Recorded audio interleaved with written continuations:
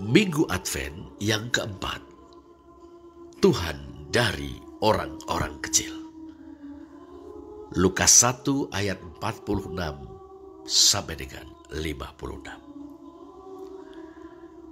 Apakah kesan saudara manakala membaca Magnificat atau nyanyian pujian anak darah Maria? Mungkin saudara akan berkata, "Wah, revolusioner." Betapa tidak. Simak saja penggalan perkataannya berikut ini. Dan rahmatnya turun-temurun atas orang yang takut akan dia. Ia memperlihatkan kuasanya dengan perbuatan tangannya dan mencerai-beraikan orang-orang yang congkak hatinya. Ia menurunkan orang-orang yang berkuasa dari tahtanya dan meninggikan orang-orang yang rendah. Ia melimpahkan segala yang baik kepada orang yang lapar dan menyuruh orang yang kaya pergi dengan tangan hampa. Perhatikan saudara, orang-orang yang takut akan dia, orang-orang yang rendah dan orang yang lapar ada di pihak yang satu. Sedangkan orang-orang yang congkak hatinya, orang-orang yang berkuasa dan orang yang kaya ada di pihak yang lain. Dan Allah berdiri di pihak yang pertama, berdiri pula sebagai lawan terhadap pihak yang kedua. Terbayang di pelupuk mata kita sebuah revolusi sosial dengan aspek-aspeknya yang teologis, politis, dan ekonomis. Mungkin kita membayangkan anak darah Maria sebagai seorang gadis yang lugu, lembut, gemulai, penuh kesalehan yang serba pasrah kepada Yang Maha Kuasa. "Aku ini hamba Tuhan, jadilah padaku menurut perkataanmu." Begitu katanya kepada malaikat Gabriel, sang pesuruh surgawi. Lukas 1 ayat 38. Seorang gadis yang taat beriman kepada Allah. Mungkin kita tidak menyangka bahwa Maria yang taat beriman itu adalah seorang anak darah yang revolusioner. Sesungguhnya saudara, sikap taat beriman dan sikap revolusioner tidak bertentangan. Sikap taat berimanlah yang bisa membuat seseorang menjadi revolusioner. Persoalannya terletak pada siapa atau apa yang diimani dan ditaati. Apabila yang diimani dan ditaati adalah sosok ilahi tetiron atau Allah palsu, maka watak revolusioner, sikap revolusioner akan dipandang sebagai kekejian. Pada masa anak darah Maria, juga pada masa Yesus dari Nazaret putranya, wong cilik, orang kecil, merasakan kehadiran ilah-ilah tetiron atau Allah-Allah palsu dalam wujud Mamon, kaisar, dan bait suci. Mamon adalah nama untuk tatanan ekonomi yang eksploitatif, yang melayani keserakahan manusia, yang memperkaya segelintir orang dalam masyarakat dengan memelaratkan dan menyengsarakan sebagian besar orang lainnya. Kaisar adalah nama untuk tatanan politik yang menindas dan sewenang-wenang. Bait suci adalah nama untuk tatanan keagamaan yang eksklusifistik, diskriminatif, memarginalkan sesama manusia,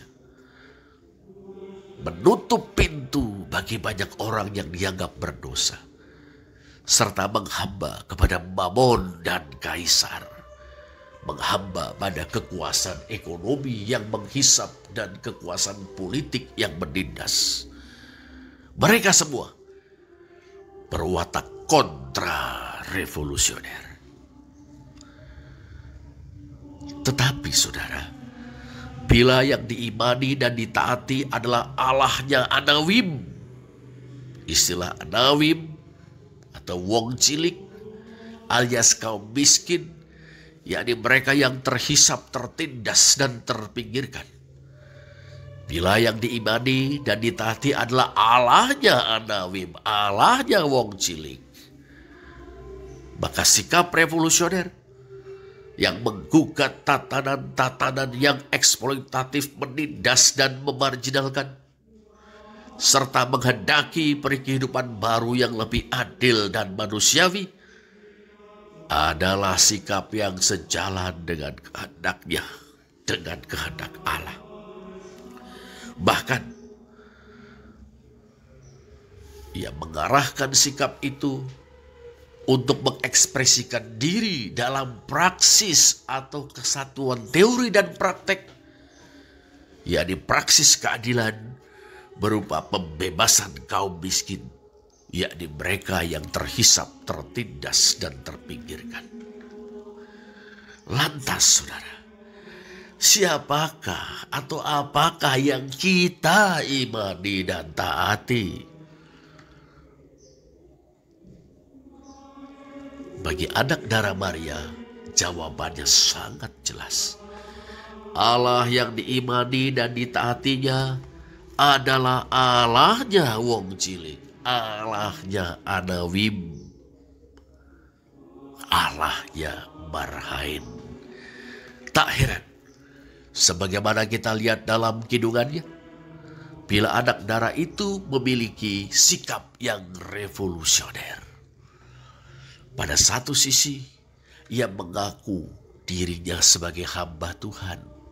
Lukas 1 ayat 38 dan 48. Dalam pada itu ia juga mengakui Israel sebagai hamba Tuhan. Lihat Lukas 1 ayat 54. Dengan jalan itu, anak darah Maria mengidentifikasikan dirinya dengan Israel.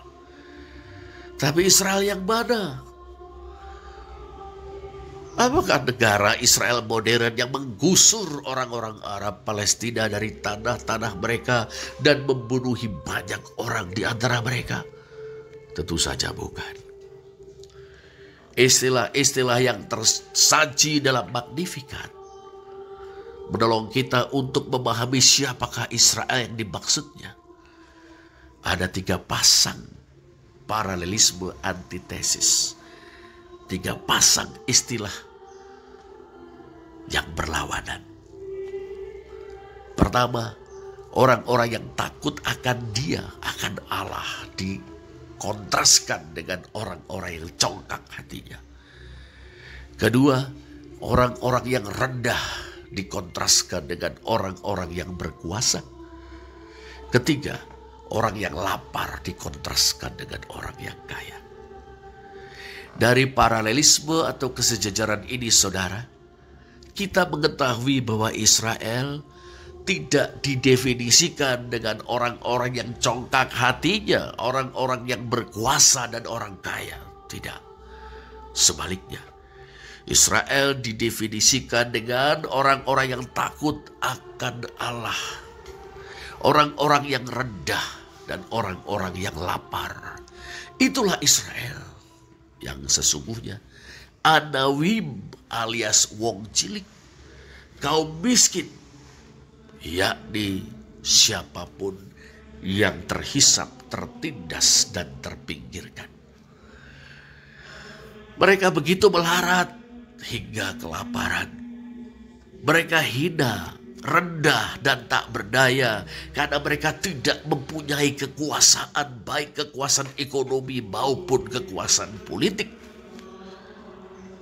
Dalam ketidakberdayaan, mereka berharap kepada Allah dan mengandalkan rahmat-Nya semata-mata. Tetapi Allah yang sejati mempedulikan mereka, berpihak pada mereka, dan akan membebaskan mereka. Saudara, dengan mengidentifikasikan dirinya dengan Anawim atau wong cilik, anak darah Maria memaknai pengalamannya sebagai bagian dari karya pembebasan ilahi atas kaum yang terhisap, tertindas, dan terpinggirkan. Melalui Gabriel, sang utusan surgawi, Allahnya wong cilik, Allahnya Anawim, Allahnya Barhain, melibatkan anak darah Maria dalam menghadirkan sang Mesias ke dalam dunia. Dengan taat beriman, anak darah Maria bersedia. Elizabeth sepupunya kemudian memberikan konfirmasi. Dalam kuasa Roh Kudus, Ibunda Yohanes Pembaptis itu berseru dengan suara nyaring demi mendengar salam sang anak darah. Diberkatilah engkau di antara semua perempuan, dan diberkatilah buah rahimmu. Siapakah aku ini sampai ibu Tuhanku datang mengunjungi aku? Sebab sesungguhnya ketika salammu sampai kepada telingaku, anak yang di dalam rahimku melonjak kegirangan.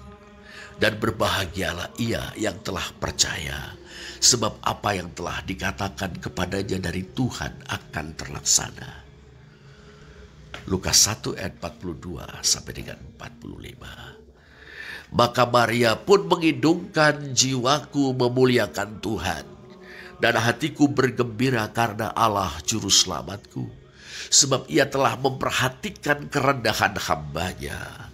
Sesungguhnya mulai dari sekarang segala keturunan akan menyebut aku berbahagia, karena yang Maha Kuasa telah melakukan perbuatan-perbuatan besar kepadaku, dan namanya adalah Kudus.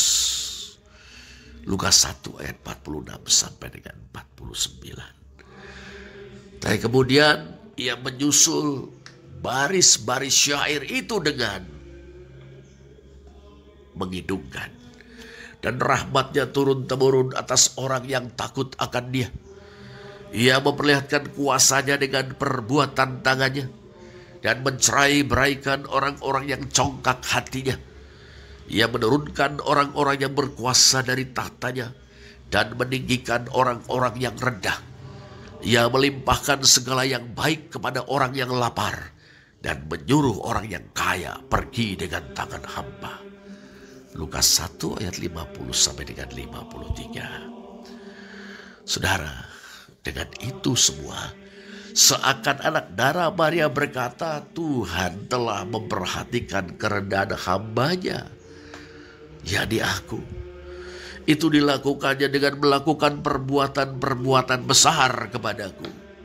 Aku terbilang di antara Israel, yakni Anawim alias wong cilik, kaum Barhain, yakni orang yang takut akan dia, orang-orang yang rendah dan orang yang lapar. Sama halnya dengan aku yang mengalami kepedulian dan perbuatan-perbuatan besar Tuhan, demikian pula lah mereka. Lihat saja, rahmatnya turun-temurun atas Anawim, orang kecil, wong cilik. Ia meninggikan Anawim, atau orang kecil, wong cilik. Ia melimpahkan segala yang baik kepada Anawim, wong cilik atau orang kecil. Sebaliknya, ia malah mencerai-beraikan kaum kuasa, menggulingkan mereka dari tampuk kekuasaan, dan menyuruh mereka pergi dengan tangan hampa. Mesias yang akan kulahirkan itu akan menjadi meterai dari praksis keadilan, sebagai tindakan Allah yang paling menentukan, yakni membebaskan Anawim dan menghukum mereka yang menghisap, menindas, dan memarginalkan sesamanya.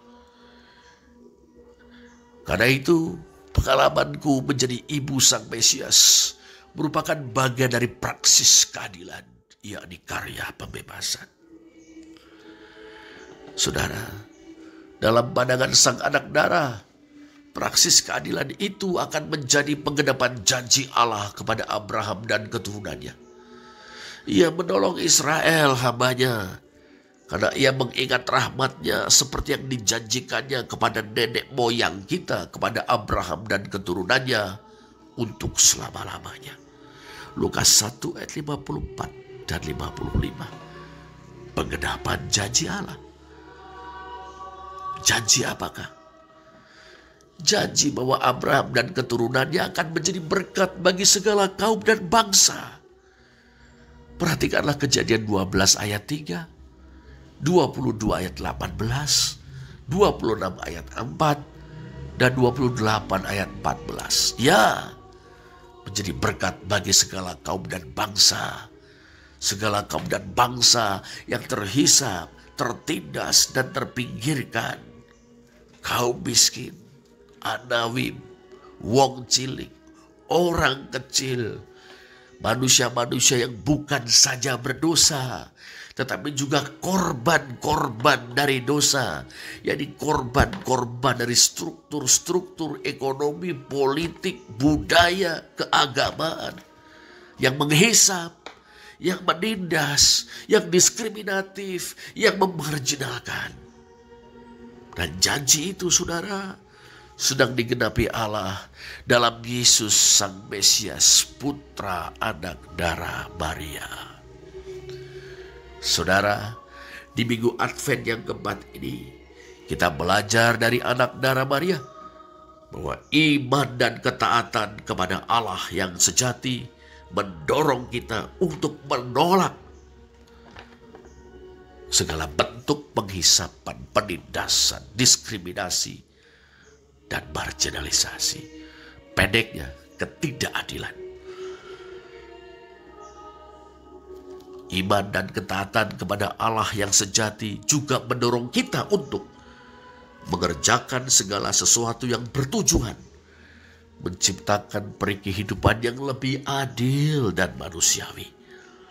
Mari saudara, kita melakukannya dalam iman kepada Yesus Sang Mesias yang telah ditetapkan Allah sebagai pembebas yang sejati. Terpujilah Allah.